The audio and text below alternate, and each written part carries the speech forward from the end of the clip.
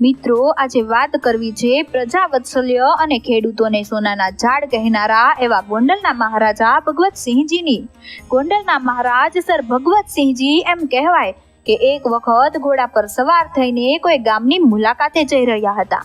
ત્યારે મહારાજા એકલા જ હતા અને પહેરવેશ પણ સામાન્ય જ હતો, જેથી કોઈને ખબર પણ ના પડે કે આ ગોંડલ નરેશ છે. મહારાજ ઘોડી લઈને જઈ રહ્યા હતા ત્યારે રસ્તામાં તેમને એક માજી મળ્યા. આ માજી ઘાસનો ભારો નીચે મૂકીને બેઠા હતા. માજીએ જોયું કે દૂરથી કોઈ ઘોડેસવાર આવે છે. ઘોડેસવારને આવતો જોયો એટલે માજીએ હાથ ઊંચો કર્યો અને એ ઘોડેસવારને ઊભા રાખ્યા. પણ આ માજીને ખબર નહોતી કે આ તો ગોંડલ નરેશ છે. માજીએ તો હાથ ઊંચો કરીને મહારાજને ઊભા રાખ્યા. એટલે મહારાજે પૂછ્યું કે બોલો માજી, શું કામ છે? એટલે પેલા માજીએ કહ્યું કે આ ઘાસનો ભારો મારા માથા પર ચડાવવામાં મને મદદ કરો ને. હું એકલી જ છું અને અહીં આજુબાજુ કોઈ નહોતું એટલે તમને ઊભા રાખ્યા. સાહેબ, મહારાજા ભગવતસિંહજી પોતાના હોદ્દાને એક બાજુ રાખીને સામાન્ય માણસની જેમ એ માજીને ભારો માથા પર મૂકવા માટે નીચે ઉતર્યા. હો, કેવું દ્રશ્ય હશે આ સાહેબ! વિચાર તો કરો કે ગોંડલ સ્ટેટના રાજા એક ગરીબ માજીને ભારો માથે મુકાવી રહ્યા છે. સાહેબ, મહારાજ ભગવતસિંહજીને પોતાના હોદ્દાનું બિલકુલ પણ અભિમાન નહોતું અને એટલે જ તો આજે પણ આપણે એને યાદ કરીએ છીએ.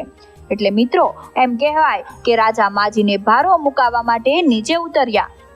અને હવે આ માજી અને મહારાજ વચ્ચે જે વાતચીત ચાલે છે એ ખાસ સાંભળજો. હો, આ માજીને ખબર નથી કે હું જે માણસ સાથે વાત કરું છું એ ગોંડલ નરેશ છે.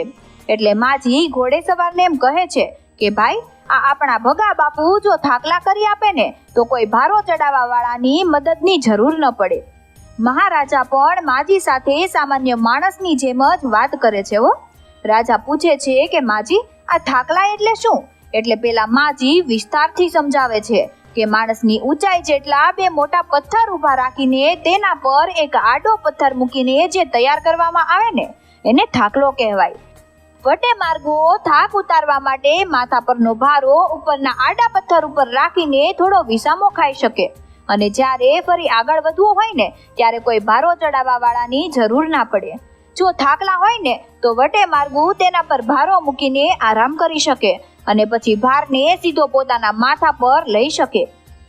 એટલે જો થાકલા હોય ને ભાઈ તો ભારો ચડાવવામાં કોઈની જરૂર ના પડે. પછી તો એમ કહેવાય કે સાહેબ, આ માજી તો માથે ભારો ચડાવીને હાલતા થયા. પણ આ માજીની વાત રાજાને દિલ પર લાગી ગઈ.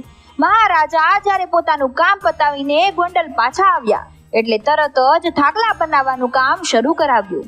સાહેબ, મહારાજા ભગવતસિંહજીએ રાજ્યના તમામ રસ્તાઓ પર 1.5 માઇલના અંતરે આવા થાકલાઓ ઊભા કરાવ્યા, જેથી રાજ્યની કોઈ પણ વ્યક્તિને ભારો ચડાવવા માટે કોઈની રાહ ન જોવી પડે. આ સાથે જ એમ કહેવાય કે રાજાએ પાણીના પરબ પણ મુકાવ્યા, જેથી ત્યાંથી આવતા જતા લોકોને જો તરસ લાગે તો એ ત્યાંથી પાણી પી શકે.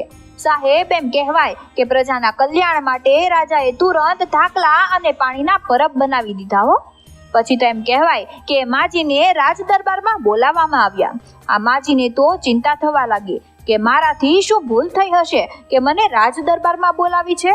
ચિંતા થતી હતી, પણ એમ કહેવાય કે રાજમાંથી સમાચાર આવ્યા હોય એટલે જવું તો પડે. માજી રાજ દરબારમાં ગયા. ત્યાં તો એમ કહેવાય કે જે ઘોડેસવારને ભારો ચડાવવા માટે ઊભા રાખ્યા હતા એ પોતે જ સિંહાસન પર બેઠા હતા. રાજાને જોઈને તો માજી ધ્રુજવા લાગ્યા, માફી માંગવા લાગ્યા. ત્યારે રાજા ભગવતસિંહજી બોલ્યા કે અરે માં, તમે તો મારી આંખો ખોલી નાખી.